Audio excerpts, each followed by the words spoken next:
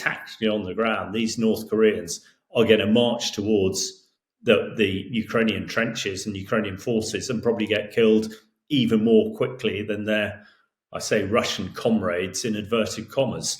So, but from a geopolitical piece, it's much more important, significant, because it brings in, somebody to the battlefield. It maybe NATO is thinking about putting some of its own boots on the ground, as it were, in Ukraine, and this would really give them, not carte blanche, but a reason to do it. So, yeah. Strategically, I think it's hugely significant. Tactically on the ground, sadly, I think it's pretty grim for those North Korean soldiers who are going to be marching in the mud westwards pretty soon. If there are so many difficulties in integrating North Korean troops into a Russian offensive, then why do you think the Secretary General of the UN, Antonio Guterres, says that the West should be very concerned about their presence there? Is it a significant boost to Russia, or is it not? Well, I think it's a significant escalation. I mean, I think very sadly for these North Korean soldiers, because of all the issues you mentioned, command and control, the language, the ability to maneuver with the Russians, doing combined arms maneuver takes a hell of a lot of training. When I was training the 1st Royal Tank Regiment to do this, we trained for over 18 months before we went to operations. These people are having days, if not hours. So to me, that means that literally all they can do is march forward into the guns. But I think it's significant. I mean, 15,000 soldiers is a lot of soldiers. And, people are making such a thing about it. I think it's important because to me, it is showing that sort of Putin is running out of road, as it were. And that is key. It's key for the West, because, we're going to talk about what's happening in the US this week very soon. But, in a way, I'm sure Zelensky and the Ukrainians feel that their road is running out. And the important thing to me is who hangs on longest here.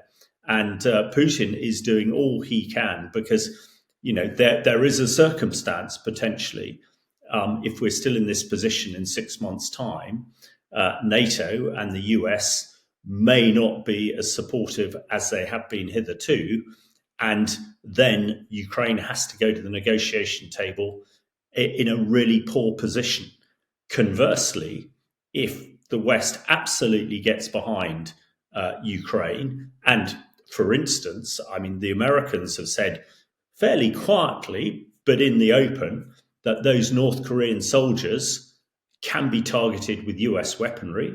In other words, long-range ATACMS, guided missiles. Now, this is new. So this is something I've been shouting at the British government for the last 6 months, that they should allow Ukrainians to attack Russian forces in Russia using the British Storm Shadow missile. Now, if the Americans are now, taking the shackles off Ukraine a bit, that is hugely significant. But it might well be if President Trump wins the election this week or next week, whenever the results are shown, then that might be rescinded. So there is an awful lot of play for. That's why I think this is so hugely significant.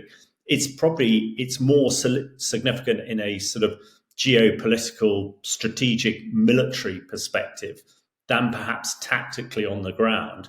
Because I think tactically on the ground, these North Koreans are going to march towards the Ukrainian trenches and Ukrainian forces and probably get killed even more quickly than their, I say, Russian comrades in inverted commas. So, but from a geopolitical piece, it's much more important, significant, because it brings in, somebody to the battlefield. It maybe NATO is thinking about putting some of its own boots on the ground, as it were, in Ukraine. And this would really give them, not carte blanche, but a reason to do it. So, yeah.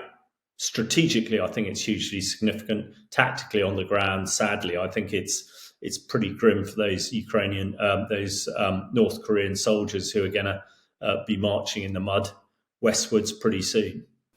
And in terms of where they are marching, I mean, we're led to believe, am I Right. The majority of them, if not all of them, are in the Kursk region. So is there any significance to the fact that they are within Russian territory? Well, I don't think so. Not from a sort of military perspective.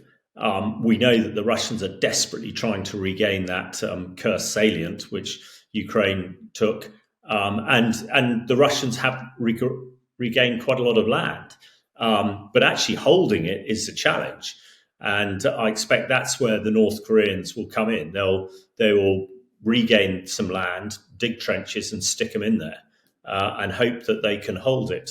But it's no different from being Kursk is Ukrainian held Russian land, as Crimea is Russian held Ukrainian land. So the Russians might try and sell it that way, and of course their disinformation and propaganda is on a scale that we find very difficult to counter. So that is certainly their reason. They're taking back, Mother Russia's sovereign territory. But in the same way, Ukraine is trying to take back its own territory in the Donbass and Crimea.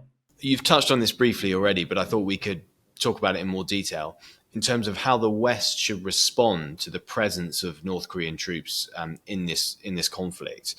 You've talked about the taking off slightly of the shackles with regard to US permission of how Ukraine uses those ATACMS missiles. But in general, how do you think the West should respond to what has been described by yourself and pretty much everybody as a major escalation? Is there more the West should do in response, do you think?